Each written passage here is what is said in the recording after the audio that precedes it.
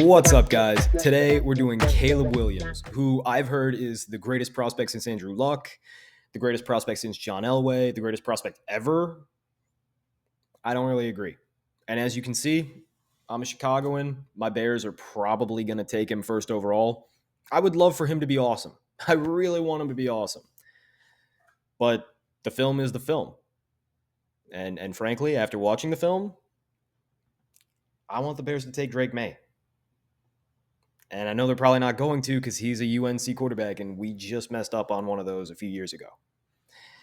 That being said, I think Caleb Williams is a good prospect. Now, it took a while for me to realize that because, as you can see, I've graded 11 of his games, and just because I wanted to start with 2023 and work my way backwards, right? So, like, I did 2023, and then I did 2022. And the last 3 games I graded, the 11th, 10th, and 9th game I graded were 3 games towards the end of 2022, his Heisman season, and they were the only 3 really good games I saw. So for the first 8 games, I thought, dude, Caleb Williams might stink. Now it turns out there's a lot more reason to be hopeful than I originally thought. And that's why we watch all the film. But I think that people have him severely overrated. That being said, I have a very high grade on him. A 2.5 puts him right in line with what I had on Will Levis last year, who I thought should have been the first quarterback taken. It puts him right in line with how I think I should have graded CJ Stroud. I was a little too low on him. And it puts him right next to where I had Trevor Lawrence, who I also thought was overrated. But it doesn't put him anywhere near Drake May, who I think is the best prospect I've ever seen. If you want to see the Drake May video, click that card. If you want to see the Caleb Williams video, let's get to the film. First up, we're talking arm talent. Most people care about range, so let's talk about range. Here's a 55-yard dime. Lets it go with the 40, caught at about the 5, maybe even the 3-yard line. He's not galloping into it. He's just letting the ball go. Looks pretty natural, looks pretty easy. Great touch. Caleb Williams has a cannon. Now, I think that Drake May's got a slightly stronger arm, but we're splitting hairs. These are excellent arm talents. Right, he could put a line drive 50 yards right there. Caleb Williams can throw the ball, and he can also throw it with really good zip. So, like, that's a screen, but look how quick the ball gets on his receiver. As I showed you a little earlier, and as you'll see later, he's actually got very good touch as well. He can throttle up and down on the velocity of the football. It's excellent. And the thing that makes his arm really special is that his release is all-time good. He gets the ball out super quick from any platform, just like throwing darts. He's got a little bit of that Jay Cutler trajectory where he just puts it to his ear and he can throw it like a dart. He doesn't have to do a full wind-up. Really quick. Next, we're going to talk about accuracy and precision. Now, keep in mind that accuracy is just how often you can hit that bullseye in the graphic in the top right corner, and precision is how consistent you are. So if you hit the bullseye once out of 10, you're accurate. You hit the bullseye, but you're certainly not precise. You're not consistent at all.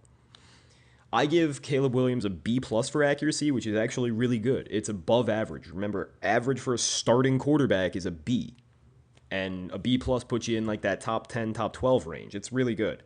As far as precision goes, the consistency of his accuracy, I think there's something lacking. I give him a B- for this because I think that Caleb Williams can fit the ball through the hole of a needle, but he doesn't do it that often. And doing it consistently is how you move the chains and score touchdowns.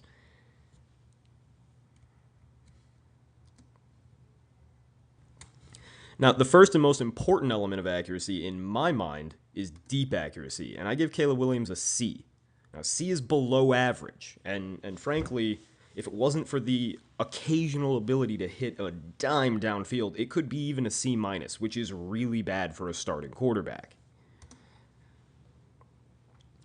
I've broken these misses up into about 3 groups, but it's difficult because Caleb Williams misses deep balls in every which way you can imagine.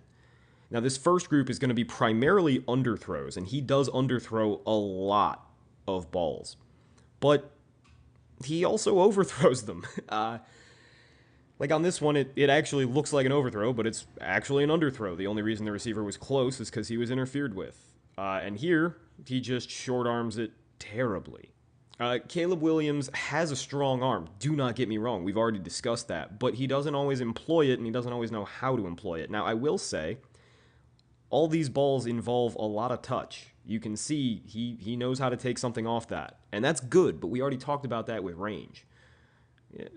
You'll see a lot of receivers stopping their feet. You'll see a lot of receivers waiting for the ball. You'll see a lot of balls that float harmlessly to the ground.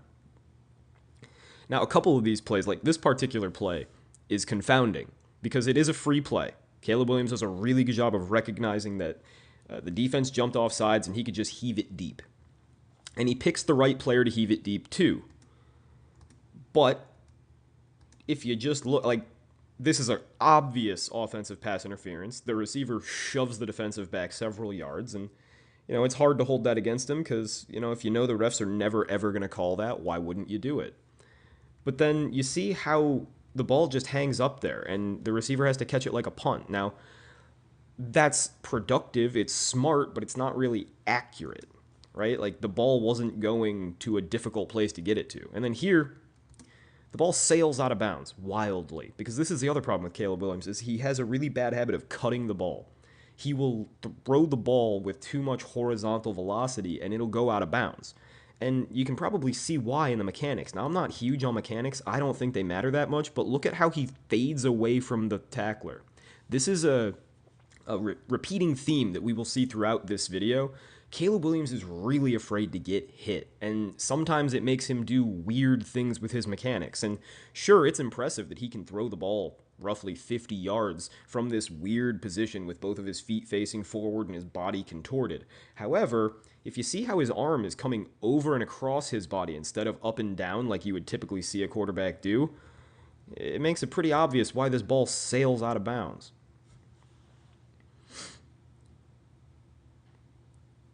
And, some of them are near misses, but it's just concerning how many misses there are, and we're not done, because now we're getting to the part where he cuts everything wide. And I'm not just showing you all the incompletions because I'm trying to show you that Caleb Williams is really bad at throwing the deep ball. I'm showing you the incompletions because, well, there's 24 of them, and there's only 10 catches. Well, not even catches. There's only 10 accurate deep balls. We're going to get to those in a second. So I've showed you a lot of bad, but we also know there's some really, really good, like a 56-yard dime down the middle of the field.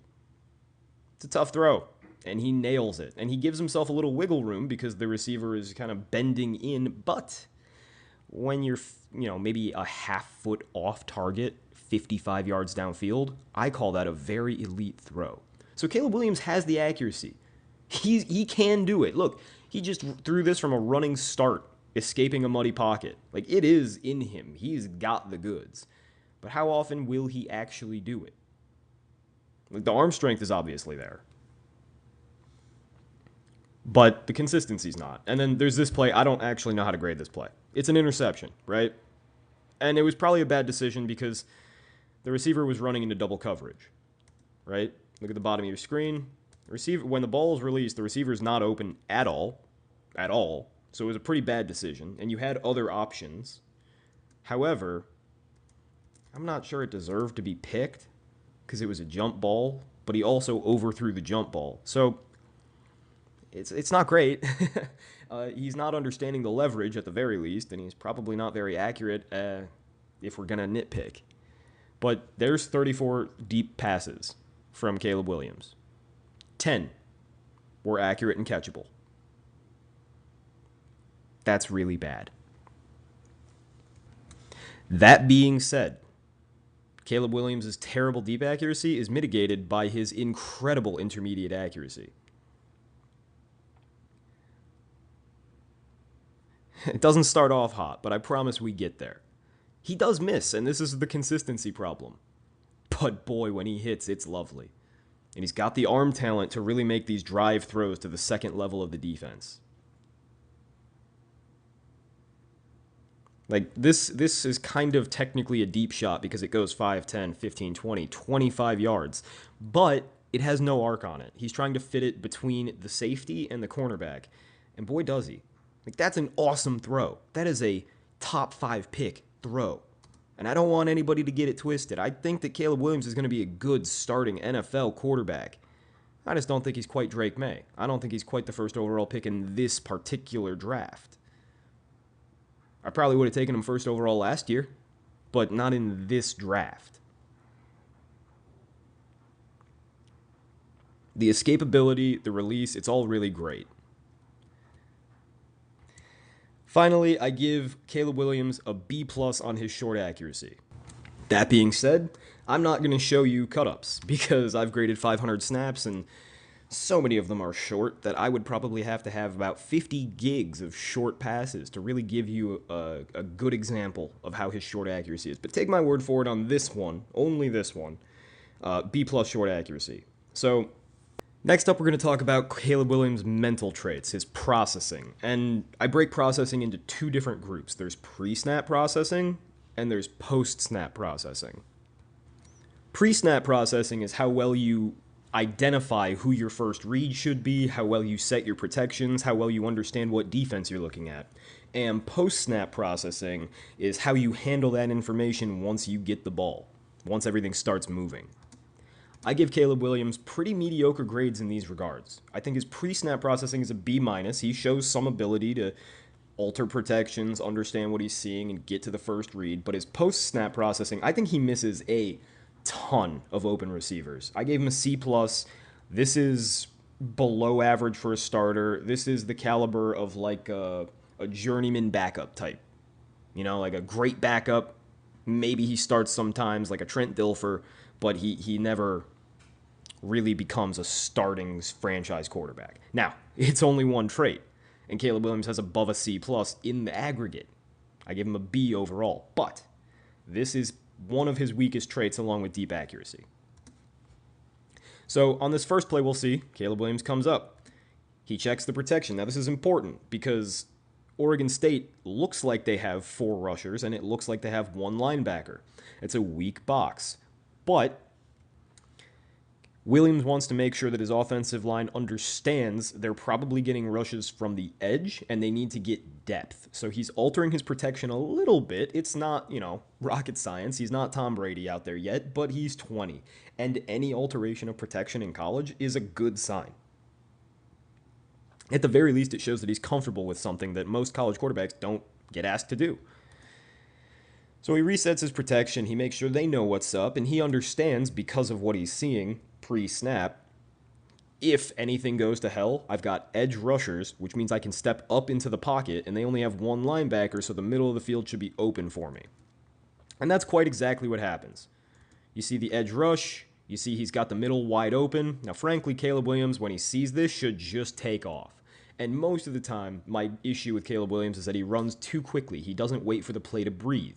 In this particular case, he needs to just put his head down and run, because when you've got legs like that and you've got an alley like this, run right through that ref and into the end zone, please. Instead, he does a really good job of stepping up to avoid the first rusher, and now it's like, okay, why aren't you rushing? There's nobody in front of you at all. Right? Like, you have at least 5 yards. Minimum. Instead, and I think it's because he's afraid to take a hit from that linebacker, he throws the ball. Now look where he's throwing the ball. This highlights the good and the bad of Caleb Williams. The pre-snap was actually pretty good. Now the awareness post-snap to run was bad. He should have run.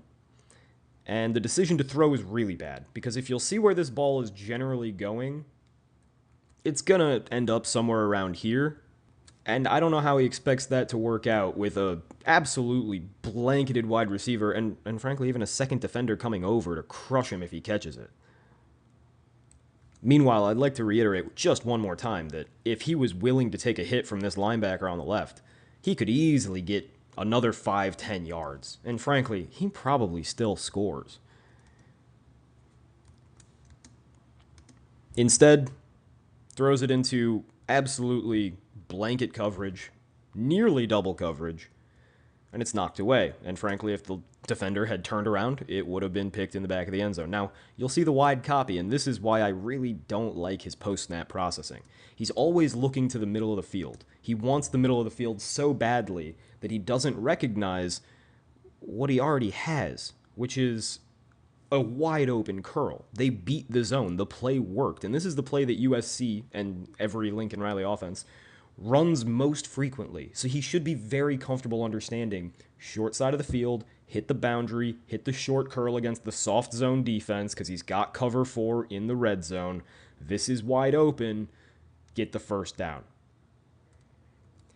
Instead, you'll see the curl comes wide open. Caleb Williams hasn't anticipated it. He is now running, but he's not keeping his eyes open because, look, if he wants to throw over the middle, there's a guy right here. And if he wants to throw outside to the guy he should have thrown to in the very first place, there's a guy wide open. He's got 2 options, and with his amount of arm talent, he could easily throw the ball 15 yards to the sideline from a running start. In fact, it'd probably be easier than from a standstill, the way that he throws the ball with his mechanics. So at this point, he's running, right? Like, look at all this room. From the tight copy, you could see that there's just not a lot of people in his line of view, but from here, you can see there's 5, 10, 15 yards before the nearest defender.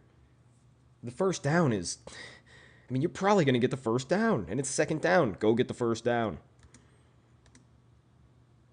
Runs right up to the line of scrimmage. I don't understand why he throws this ball. I don't understand why he doesn't reset the pocket and throw to the receiver on the outside, and he throws it right into double coverage. Now, Caleb Williams has a proclivity for throwing over the middle of the field when he really shouldn't. Again, what is he doing? It's the same exact problem as before. When Caleb Williams has the ball, he's looking at it, and sorry that I paused it in the original video. I was trying to understand it while I was screen clipping. And that's not very polished of me. I shouldn't have done that. But, okay, so he's looking at his first read, the curl over the middle.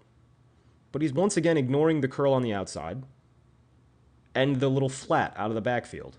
So he should be looking 1, 2, 3 as labeled. Now, this is a little bit of a shortcut. He should be looking at the curl in the middle of the field. And if he's going to be covered, then you should immediately, by looking at him, see this second guy in the middle of 1 and 2.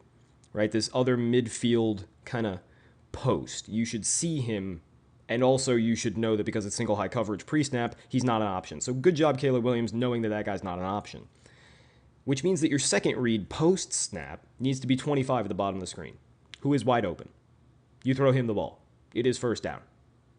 He catches the ball, and now it's like 2nd and 5, and you're a happy boy. So do it.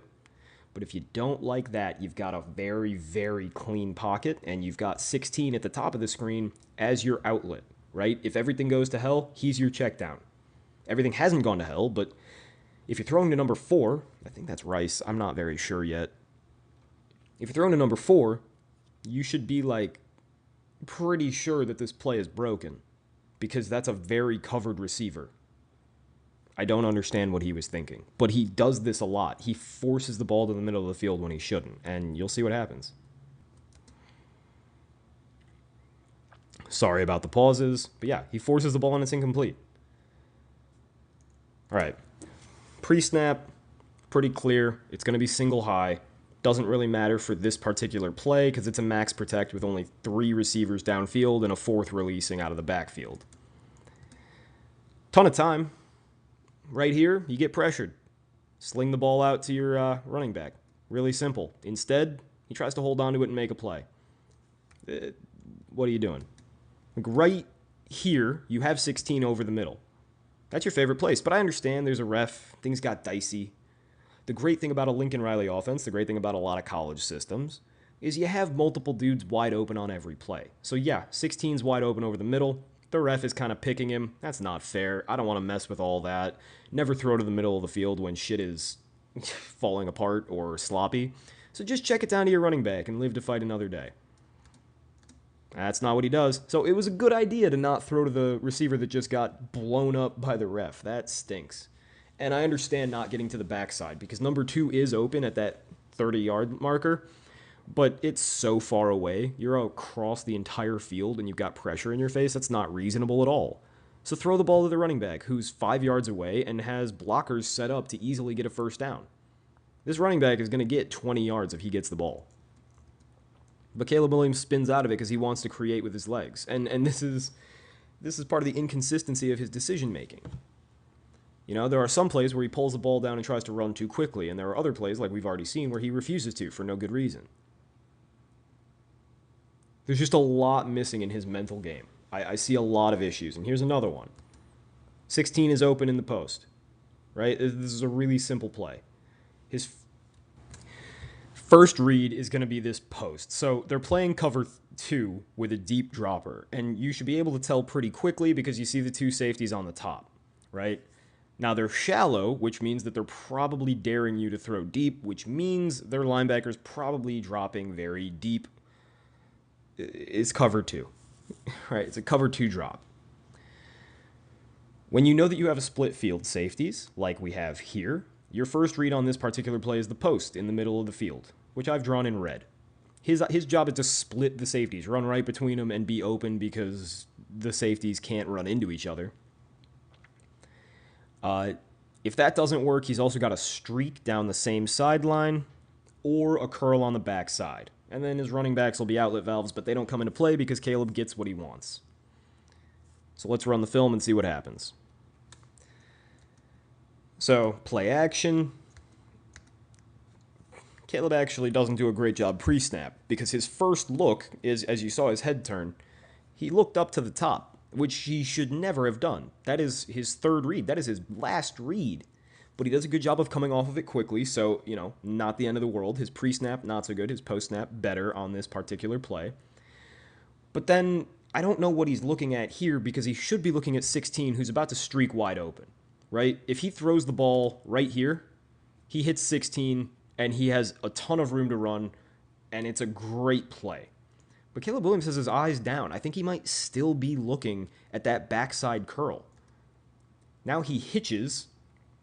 He finally comes to 16 and he hitches because for whatever reason he's afraid to throw this ball, even though he should still throw this ball. If you laser this, the linebacker's turn, so he's not going to pick you off, and you've still got 5 to 10 yards of separation in each direction, you need to throw that ball. But if you don't want to throw that ball, if you're still scared, at this point it's too late. It's way too late at this point. But look at the bottom of the screen. Your streak has won because the safety that was supposed to be over the top of him has bitten on your post. This play worked perfectly twice. Hit the streak.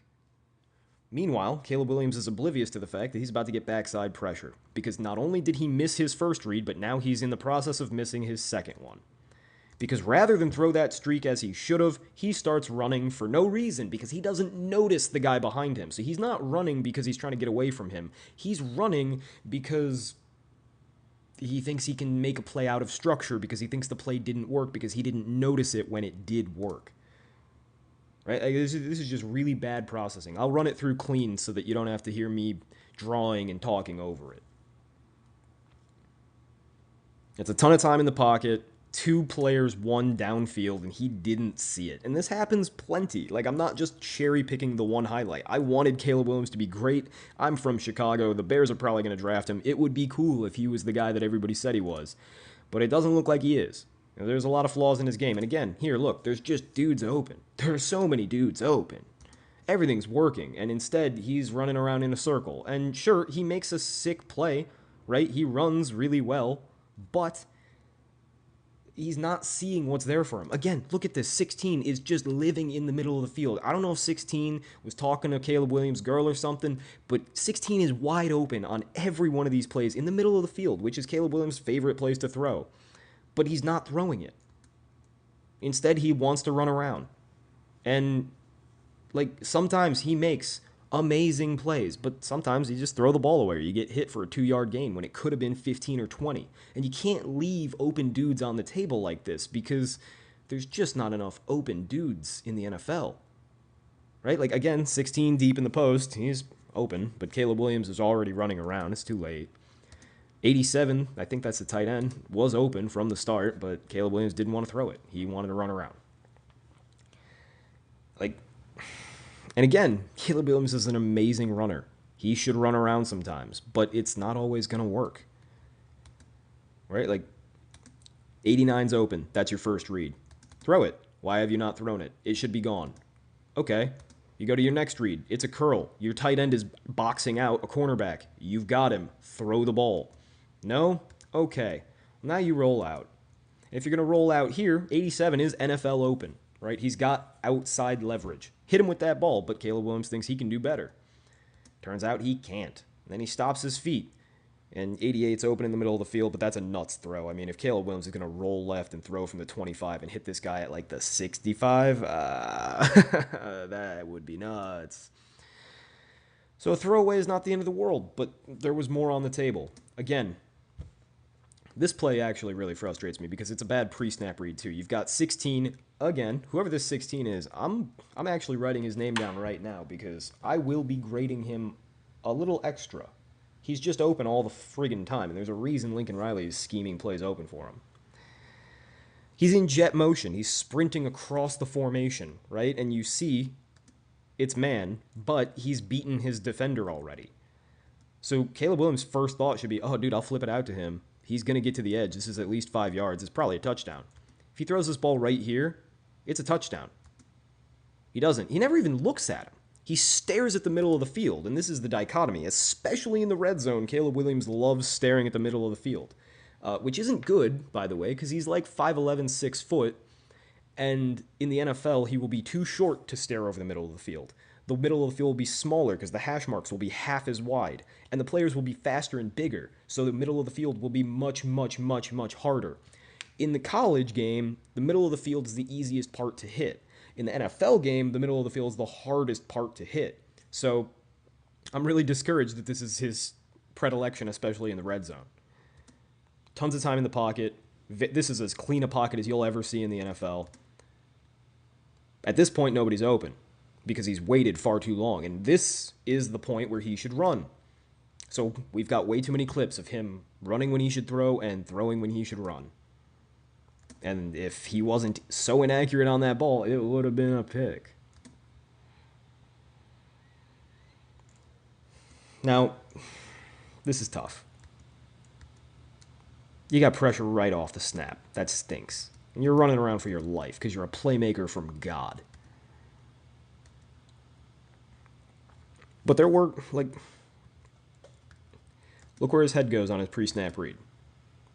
So you've got, it looks like, too high with probably man, just because you've got corners aligned across the slot and only one linebacker in the middle. It's probably a man blitz, so you should know pre-snap, I got to get the ball out quick. I'm hot, right? They have 5 dudes rushing, and it looks like they're manned up on the outside. And there's definitely press coverage at the top, so it's probably a fire blitz. Ball needs to come out quick. You've got to know that. I would love if Caleb Williams stepped up, talked to his center, and adjusted the protection to say, like, hey, guys, be on the lookout for a blitz. But, you know, you don't need to, and that's a lot to ask of a college quarterback. Gets to the top of his drop, and he's already beaten. But he should be knowing, I need something quick. So he should be ready to throw this ball to 16 at the top of the screen as soon as he hits the top of his drop. Or call an audible.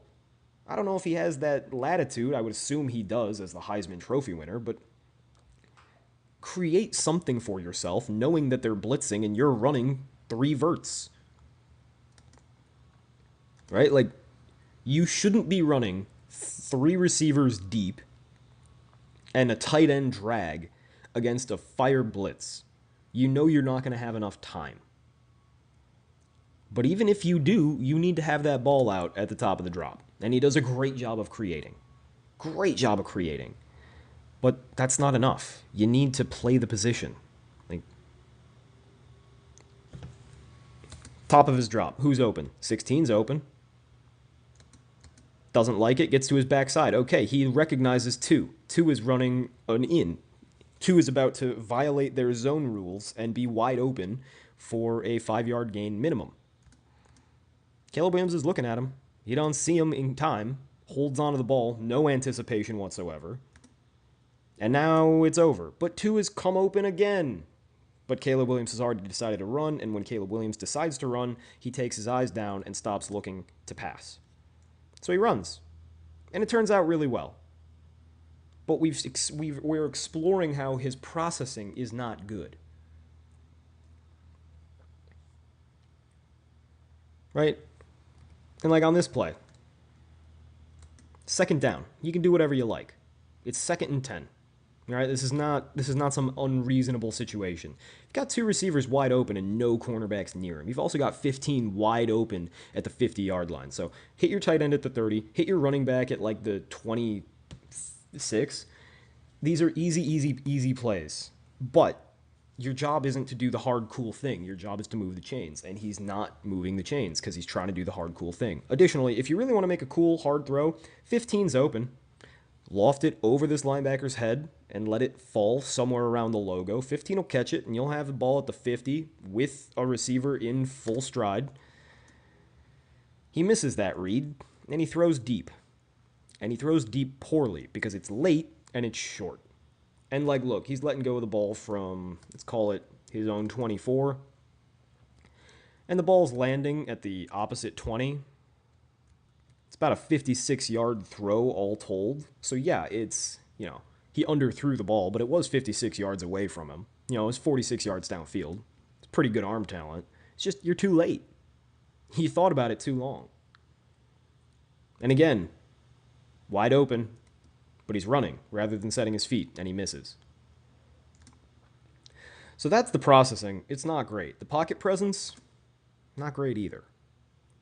Caleb Williams believes in himself too much as a runner. And sometimes he does amazing things, and that's all anybody's going to remember. It's sick. But we've noticed already, just going through his processing, a lot of instances in which he just doesn't recognize the pressure. Like here, he's totally oblivious to the front side pressure. I get it if your left tackle gives up a sack because, it's your blind side. That's why they call it that. That's why they made that movie called that. But if somebody beats your right tackle and you never see them coming, that's on you, buddy. He never once notices the right tackle getting beaten. And he takes a sack and fumbles, which is another problem he's got. He fumbles a lot because he's always got the ball hanging out there. The biggest reason I'm down on his pocket presence, I gave it a C-. A C- is straight up bad, is because he's really afraid to get hit. And that makes sense because he's 5'11". He's basically Russell Wilson sized. And I get not wanting to get hit, but it happens way too often. Like here, 87, your tight end is wide open in the middle of the field, and you recognize him. If you take a hit, if you sacrifice and recognize, all right, I'm just going to get hit here, that's going to happen. Might as well make the good throw and take a little bit of pain. You hit him, it's an easy 10-yard gain. But instead, Caleb Williams does this weird throwing motion where he's jumping backwards because he's terrified of being hit. And because he throws from a weird platform because he's afraid of getting hit, he airmails it over the middle of the field, and it's a pick. And I think it was a pick 6. Again, there's a man in his face. So rather than moving, rather than saying, F it, I'm going to get hit, got to make the throw, he does this flamingo suicide ball. It gets good anticipation, actually, but he gets his receiver killed.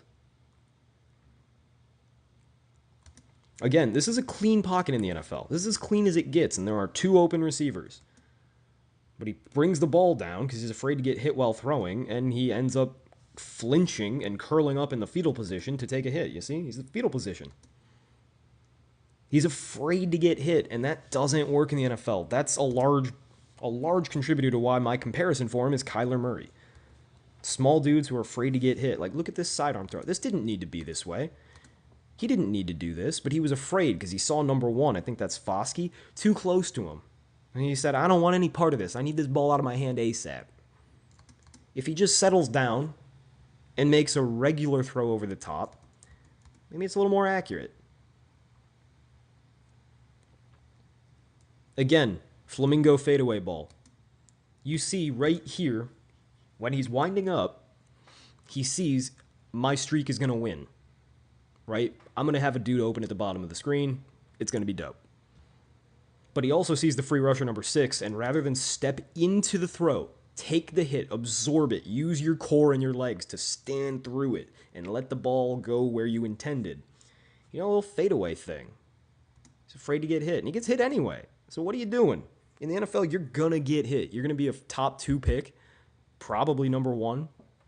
you're going to get hit a lot. Every single defense that plays you is going to say, we got to go rough up Caleb Williams today. And because of it, you throw deep. I mean, you overthrow it. You can't be afraid to get hit. And again, I don't know why this video's out of place, but processing. Look at number 6. Hit him. Now, that being said, yes, you should be throwing to number 6, but look at the flamingo leg. This is a perfect encapsulation, a perfect still frame encapsulation of Caleb Williams' issue. This is a clean pocket in the NFL. This is as clean as he's going to be. He sees pressure around him, and he stands on one leg like a flamingo because he's scared. He doesn't like bodies around him. He doesn't like being hit. And sure, there are plenty of quarterbacks who don't like being hit, but they do it anyway. They get hit anyway. And that's one thing I think really, really separates Drake May from Caleb Williams. It's partially just because of their size. You got a 6-inch height difference and like 30 extra pounds of weight on Drake May. Yeah, he's going to be more willing to throw through contact, which I think is really important at the next level. But the flamingo legging is worrisome. And again, these are just clips from a few games, right? Like, he does this all the time. I'm not cherry picking. These aren't every clip of him flamingoing or being afraid of being hit ever. It's just enough to show you that Caleb Williams is certainly afraid of being hit. And this is when he's healthy. God forbid he's hurt. Next up, we're going to talk about athleticism, and that starts with mobility. Now, part of the reason that Caleb Williams is allowed to be not so great of a processor, but still be a really good quarterback prospect is because the dude can move. He's very similar to Patrick Mahomes as a playmaker in the pocket, and I think he's very similar to a young Russell Wilson as a runner. Mix in maybe a little Kyler Murray quickness, and you've got a really good runner, A-, right? If we're talking about like Lamar Jackson and Justin Fields are A+, and like a Josh Allen is an A, a Kyler Murray is an A-, this is A-. The dude can move. His stop-start is really good. His agility is really good. His actual speed is not that great, actually. He's probably going to run like a 4.6 something.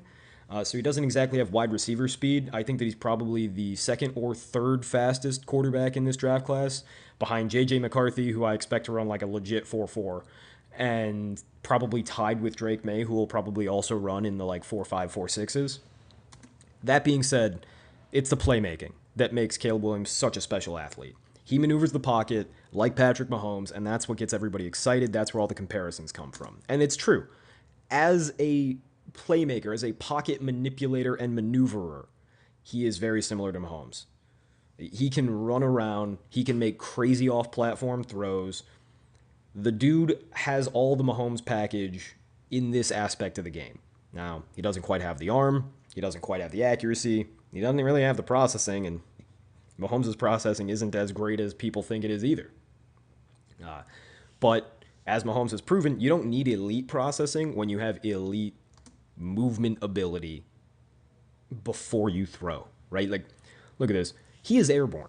Caleb Williams is airborne. He's already escaped a sack, maybe 2 of them, and he's rolled left, and he's airborne, rolling away from his throw, and he throws a laser 20 yards. This is nuts. This is one of the very best throws of the year. Oh, it's perfect. If he was standing still, that'd be a pretty good throw. Rolling left, that's insane. That is insane.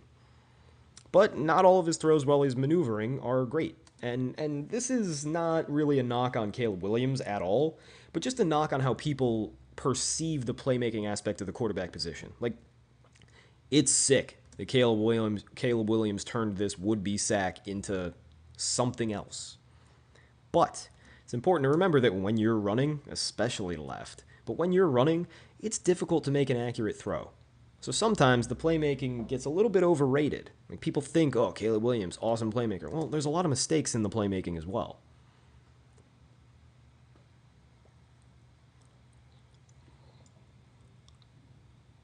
Like, and honestly, it's a really good job to get through his reads.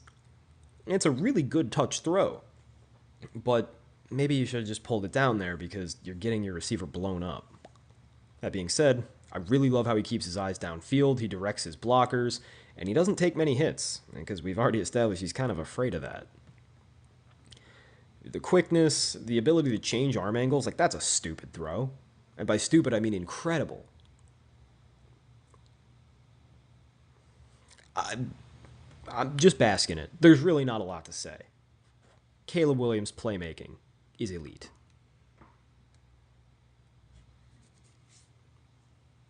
But again, bad decisions, inaccurate balls, they happen when you're playmaking. So don't overrate this one trait. This is just one piece of the puzzle, right? It's not, playmaking is not the end all be all. And often playmaking is when mistakes happen. It's when sick things happen, but it's also when mistakes happen. And he had a lot of mistakes.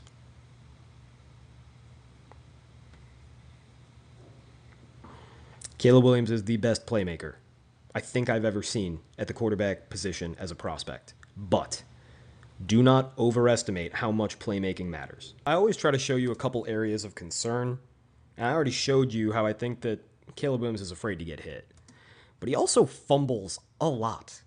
And I didn't go back and clip every fumble, but I clipped a couple that I saw that particularly worried me. Because a lot of these fumbles are like kind of unprovoked, right? Like, yes, there's pressure and he kind of runs into the pressure, but why is the ball flying around? And sorry, some of these I had to clip from not All-22 broadcasts, and so they're cropped funny. But like, he pulls the ball wrong. He doesn't exchange the read option properly. He gets loose with the ball. I think he's going to have small hands. And as a guy who's only 5'11", I expect that he would have small hands. But he's just dropping the ball all the time. And this one. So I've graded 500 snaps of Caleb Williams' college career, only against the best competition. I don't want to see what he can do against San Jose State or Nevada. I don't think that that's very indicative of anything. And I've turned my hat forward to show you that time has passed. But I don't think that Caleb Williams is the prospect people are making him out to be. I think he's a good prospect. I don't think he's great. I think he'll be a top 12 quarterback eventually. I think he certainly will be top 15 as soon as he gets drafted. But I don't think that he's the home run, can't miss prospect that everybody seems to be lauding him as. And especially because there's one thing we didn't get into. And that's that, like, I don't get to meet these guys. I only grade people off of the film that I see because for all I know, they could be some kind of addict or have some kind of severe mental health problem that totally derails their career, like Ryan Leaf. Or for all I know, they could just be the best guy of all time. Just a hard-working, really, really dedicated quarterback, like Jalen Hurts or Tom Brady. And they transform their game through sheer force of will. Or they could just be totally normal. And I don't know. So I think I see some red flags in Caleb Williams' off-field mentality, attitude, etc. I don't like that as soon as he lost one of his biggest games, instead of being with his teammates as a leader, he ran off alone to go cry into his mom's shoulders on national TV. There's nothing wrong with crying. Heck, I might even endorse it because it shows that you care. But doing it with your mom over there when your teammates are over there and you just let them down because you missed a bunch of passes on the final drive to win the game, that sits wrong with me. It sits like an individual rather than a leader. There's a lot of pictures of him sitting alone on the bench. I don't love that. He did some weird photo shoots with GQ, and I don't know, it just doesn't feel like maybe football is his top priority all the time. But I don't know him, so I could be totally wrong, right? Maybe his agent told him to do these things. Maybe his mom called him over because she was emotional. Maybe his teammates said, go be with your mom. I don't know. But it strikes me as weird. Certainly it raises an eyebrow. I can't do it, but one eyebrow. If the red flags are legitimate, and teams will know that because they'll interview him. If the red flags are even a little legitimate, I'm not taking Caleb Williams in the top 5 because I think he has a barely top 5 grade as it is. And I certainly think he's worse than Drake May. And I don't think the gap between him and J.J. McCarthy is very big. And we'll get into that later. I'm not very confident on my J.J. McCarthy review because there's just no film because Michigan never threw the ball. But let's put it this way. I don't think Caleb Williams is good enough on film to mitigate any off-field questions. I don't think Caleb Williams is great just on the film. I think he's good. I gave him a B. I gave him a 2.5 grade. What do you guys think? Am I being too harsh? Am I focusing too much on his really bad deep ball and his processing problems? Or do you think there might be something there? I mean, do you think that the fact he was in a Lincoln Riley offense might have helped his production and his Heisman hopes? Because, like, Jalen Hurts, Kyler Murray, and Baker Mayfield were all slam dunk Heisman candidates and top picks. We'll see. I think it's telling that Drake May and Caleb Williams' teams played in the bowl games, and Caleb Williams' team was better on offense without him, and Drake May's team couldn't do anything.